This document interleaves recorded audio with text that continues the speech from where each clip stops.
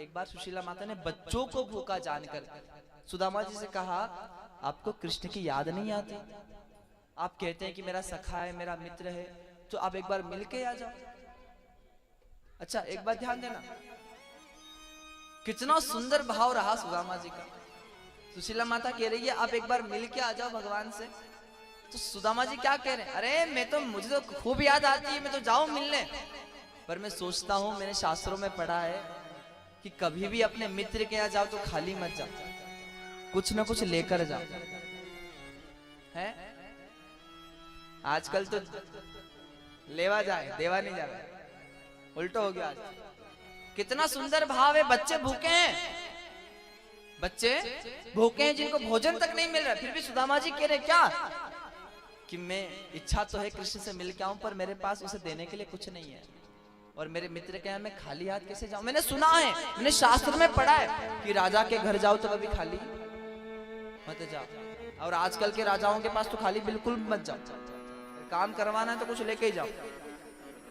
आजकल तो माने तो कहा राजा के पास कभी खाली मत जाओ, मित्र के यहाँ कभी खाली हाथ मत जाओ, बहन बेटी के यहाँ भी कभी खाली हाथ मत जाओ, और भगवान के मंदिर भी कभी खाली हाथ मत जाओ। भले तुलसी का दल लेके जाओ, भगवान को तुलसी चढ़ाओ, पर खाली मत जाओ महाराज भगवान के पास। सुंदर सा भाव है, कहो राधे राधे।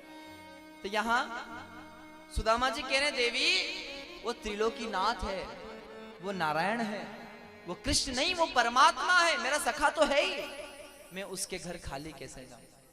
दूसरा वो मेरा मित्र भी है, मेरे मित्र के पास मैं खाली कैसे जाऊं? और तीसरा वो 56 करोड़ यादवों का राजा है।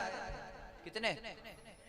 56 करोड़ यादवों का वो सम्राट है, मैं उसके पास खाली हाथ कैसे जाऊं? तब सुशीला माता पड़ोस में गई, 2 मुट्ठी चावल मांग कर, अपने लिए नहीं मांगा, बच्चों के लिए नहीं मांगा, किसके लिए मांगा?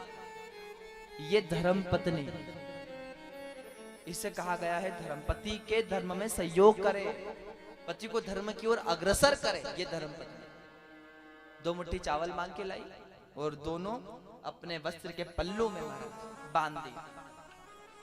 ये पल्लू इसीलिए दिया बांध के कि सुशीला माता को पता है कि मेरे नाथ सुदामा जी कभी नहीं कहेंगे कि मेरी ये स्थिति है, वो परमात्मा तो सब जानता है, इस पल्लू को देखकर ही मेरे घर की स्थिति समझ जाएगा, इसलिए वो पल्लू बांध कर दिया।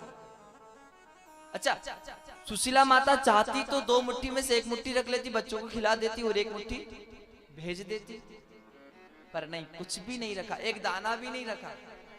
2 मुट्ठी के 2 मुट्ठी बांध दिए चावल और सुदामा जी को भेज दिया द्वारिका जाओ, भगवान से मिल गया। और सुदामा जी भगवान से मिलने के हेतु द्वारिका की ओर बढ़े, रास्ते में गोमती नदी आ गई, पार नहीं हो पा रहे हैं। जब हम भगवान की ओर बढ़ते हैं तो भगवान हमें उस नदी से पार करते हैं। भगवान यहाँ केवट का रूप बनाकर सुदामा जी को पार कर देते हैं। गोमती पार करके सुदामा द्वारिका में आए। द्वारिका में द्वारपालों से महाराज द्वारिका के महल के सामने सुदामा जी कहते हैं, भैया आपके जो राजाधिराज महाराज श्री कृष्ण हैं वो मेरे सखा हैं, हम उनसे मिलने आए। अच्छा कौन विश्वास करेगा जिसके पैरों में पहनने के लिए पनी नहीं है? पनी समझो, पनी समझते हैं?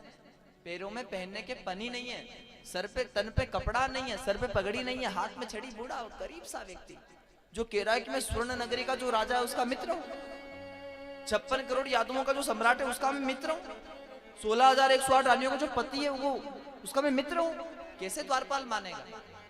द्वारपाल कह रहा है आपको कुछ चाहिए तो मुझसे मांग लो।